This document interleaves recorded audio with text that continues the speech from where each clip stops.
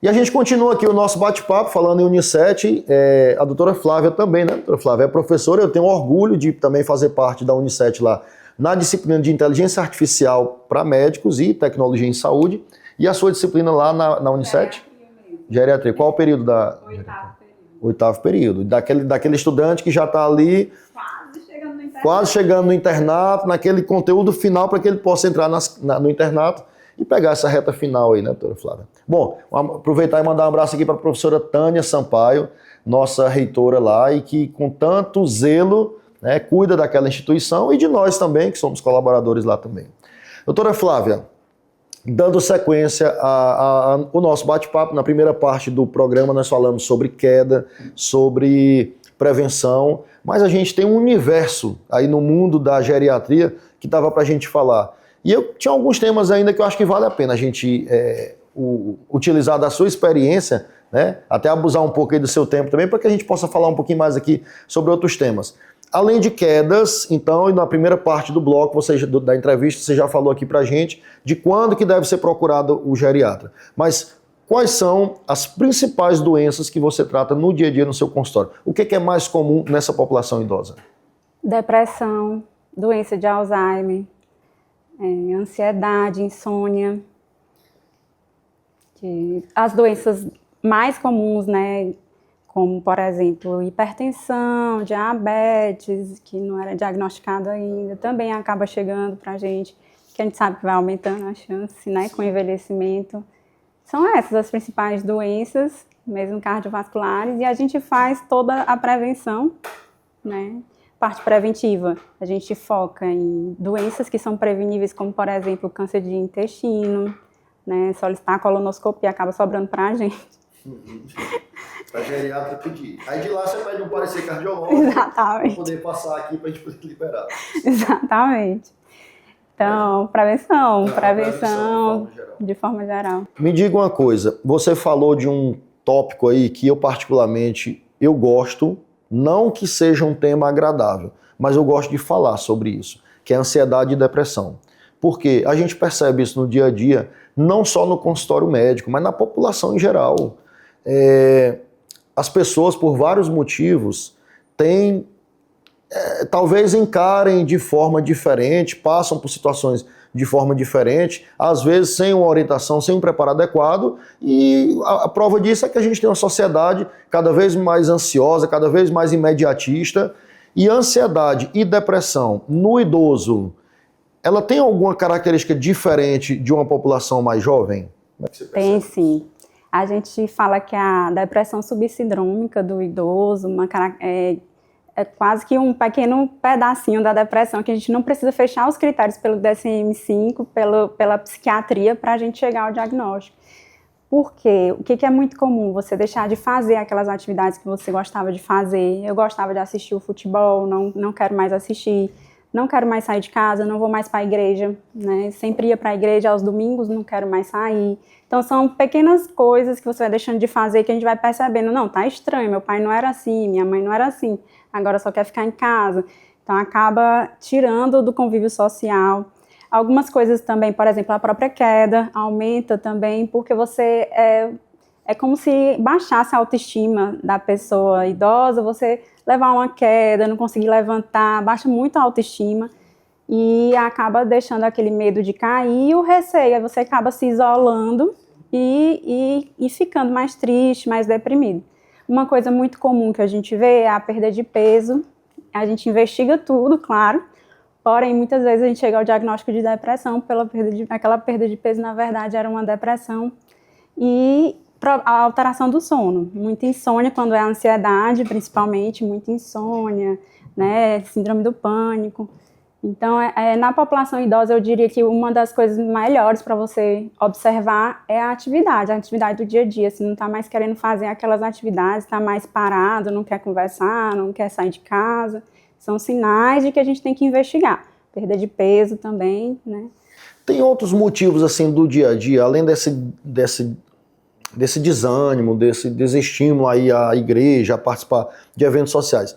É comum no dia a dia eles se queixarem, por exemplo, porque a família já não está mais em casa muitas vezes, porque os filhos já saíram de casa, sei lá, outro motivo que eu estou lembrando aqui agora, de repente, a perda auditiva, então perde um pouco. No dia a dia tem esses comportamentos, você consegue perceber isso também? Esses são os fatores desencadeantes, assim, para você saber se a pessoa está com depressão seria observar se ela está se isolando.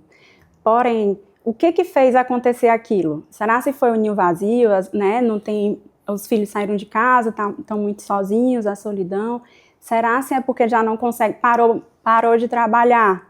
Médico, trabalhou a vida toda, o tempo inteiro, para de trabalhar, fica triste, deprimido, não consegue fazer outras coisas. Por isso que eu sempre falo, gente, a gente tem que ir desacelerando e focando em outras coisas, porque só o trabalho não é suficiente. E lá na frente vai pesar.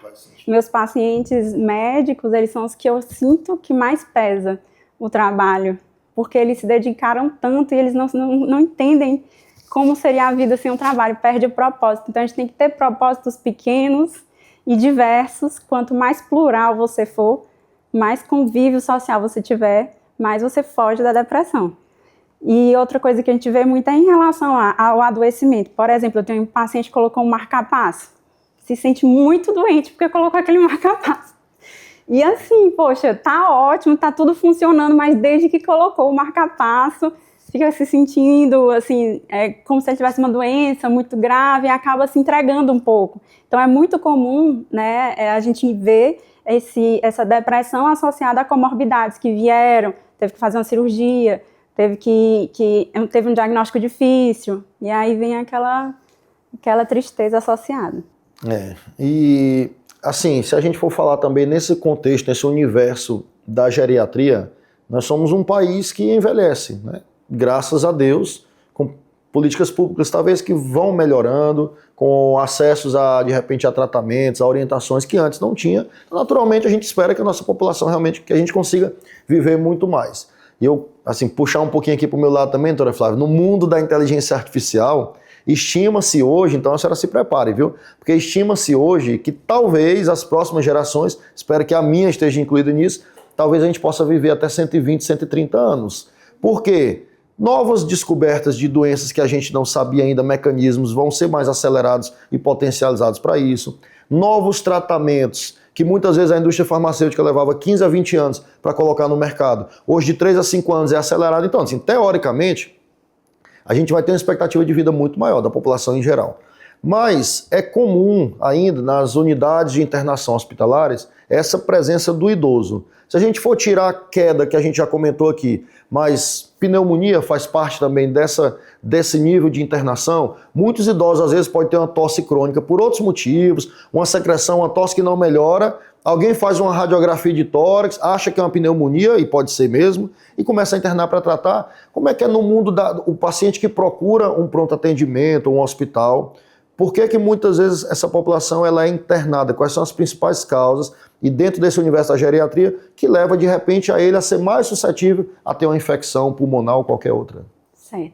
Então, o que mais comumente a gente pega no pronto-socorro, na internação, são infecções respiratórias mesmo, a própria pneumonia, infecção do trato urinário, uso de fralda, né, dificuldade de ir ao banheiro, de locomoção, às vezes até o banheiro, acaba retendo um pouco de urina, a própria próstata aumentada também, então aumenta a chance de infecção urinária, muito comum também, e confusão mental, porque essas alterações, na pessoa que já tem uma reserva cognitiva menor, que já tem uma atrofia cerebral, menos reserva, acaba tendo confusão mental que a gente chama de delirium, que é muito comum também, e leva o paciente para o pronto-socorro e a gente acaba internando e tem que internar mesmo para a gente investigar. Outra coisa que é muito comum, polifarmácia. Muitas medicações, interação medicamentosa, um médico não checa o que o outro passou e coloca também, e aí junta tudo aquilo e acaba vindo para o pronto-socorro, né? E internando. Então, na internação é muito comum, inclusive, tenho que dizer, a gente tem hiponatremia por conta da hidroclorotiazida. E aí lá vai o geriatra tirar a hidroclorotiazida. Aí o paciente vai de alta, volta para o consultório, volta a hidroclorotiazida. Mas é importante esse seu comentário. E já tive isso com a minha avó, de que internou, e porque tomava de muito tempo. Tomava uma associação, e eu vou falar o nome genérico, mas aqui, de valsartana com hidroclorotiazida. Mas já tomava há mais de 10 anos. Há 20 anos, há 30 anos. E eu digo, não, mas prestem atenção. Hoje eu já estou um pouquinho mais ligado no idoso. Agora eu vou lhe dizer o que aconteceu. A hidroclorotiazida, ela continua perfeita. O problema é que o corpo dessa paciente mudou. Então, aquele corpo de 80 anos, ele é diferente, ele é mais suscetível aos efeitos colaterais das medicações. Parece até que uma virada. Lá, 70, 80, tá lá usando sua hidroclorotiazida há 30 anos, virou a idade. Aquela reserva renal já não é a mesma, já começa o efeito colateral da medicação e vem hiponatremia. A capacidade de concentração mesmo da urina muda com o envelhecimento, naturalmente. Então, alguns remédios acabam trazendo mal, mesmo aquele que você usava há muito tempo. Então, é por isso que a gente tem que estar revisando as medicações, né? Assim, passei um remédio e vai continuar sempre usando. Não é assim, pelo menos no idoso não é assim. Isso é muito comum, porque eu vou lhe dizer também o que eu vejo no dia a dia. Às vezes a gente pergunta para o paciente, né? Quais medicações que o senhor está tomando, ou a senhora? E aí traz ali umas 2 ou 3 receitas de médicos diferentes. Né? É sua realidade, mas não é muito a minha, por isso que eu talvez chame mais a atenção. E às vezes você olha ali de medicação para colesterol que ele toma uma simvastatina e uma rosuvastatina. É comum então você perceber que ele toma 2 substâncias que são... Só porque ninguém parou para checar e organizar, né? E aí é o papel do geriatra fazer isso. A gente faz o que a gente chama de receita global, que é uma receita com todas as medicações. Eu peço para trazer medicações que não são consideradas medicações, colírios, né, chá, vitaminas, traga tudo que a gente olha, porque tudo isso acaba que pode trazer algum efeito colateral. Não, perfeito. E assim, a gente falar em envelhecimento também, falar em motivos, a gente não sabe exatamente com qual idade, sei lá, uma doença de Alzheimer, que talvez seja uma das mais temidas aí. Qual a principal causa, doutora Flávia, do Alzheimer em si e o que a gente pode fazer para prevenir, se é que existe uma receitazinha aí pra gente? O principal fator de risco para Alzheimer é a idade. Então, o principal fator de risco todos vamos ter, que é envelhecer, e aí a gente fica mais suscetível ao Alzheimer. E aí o que a gente pode fazer já tem muita comprovação, né, científica, e a gente só tem como prevenir com mudança do estilo de vida, com controle adequado dos fatores cardiovasculares, a gente sabe que está muito associado, então tratar bem o diabetes, tratar bem a pressão, né, tomar os medicamentos para o colesterol, entrou recentemente em 2022, também é um dos fatores que protege, tratar o colesterol adequado, tratar os déficits auditivo, visual também entrou agora recente, também ajuda a prevenir. O aumento do conteúdo intelectual, quanto mais aprendizado, quanto mais coisas novas você estiver aprendendo, melhor, principalmente quando mais jovem. Então, assim, se o governo, né, gostaria de diminuir a população com Alzheimer, ele tem que focar na prevenção e na educação infantil. Então, aquelas pessoas que realmente foram mais educadas, né, acabar com o analfabetismo, isso tudo também vai prevenir lá no futuro. Então tem uma associação direta entre o Alzheimer, por exemplo, e a poluição do ambiente também, acredita? A poluição também é associada, o tabagismo, então tudo isso que protege o coração, protege o cérebro também.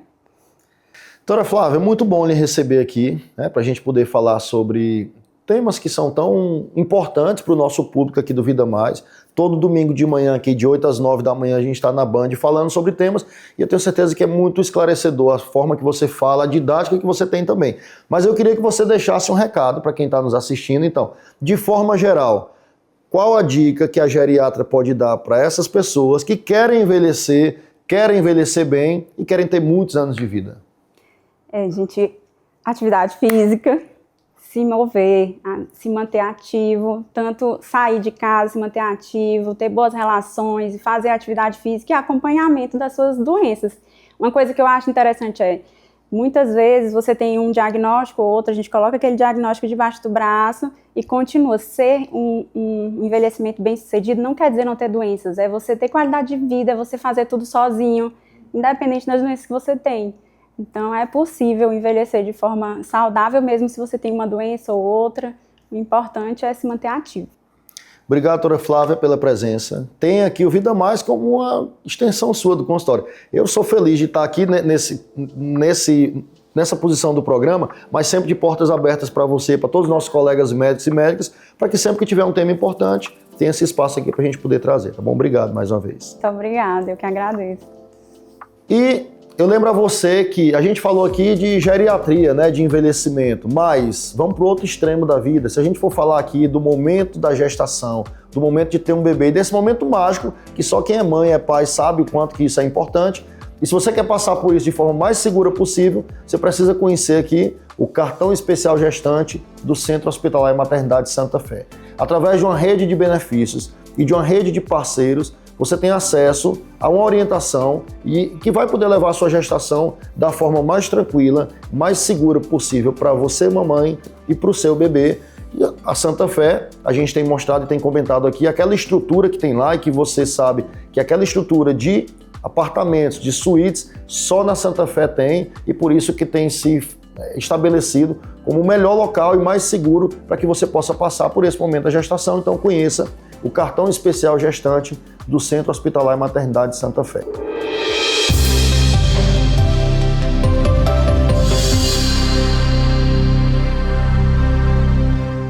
Programa Vida Mais. Patrocínio Santa Fé, Centro Hospitalar e Maternidade. Unicet é muito mais que tecnologia. LogMed, saúde fácil. Construtora estrutural, edificando sonhos. Core Clínica, uma clínica carinhosamente pensada para você. Rua Coelho de Resende, 483.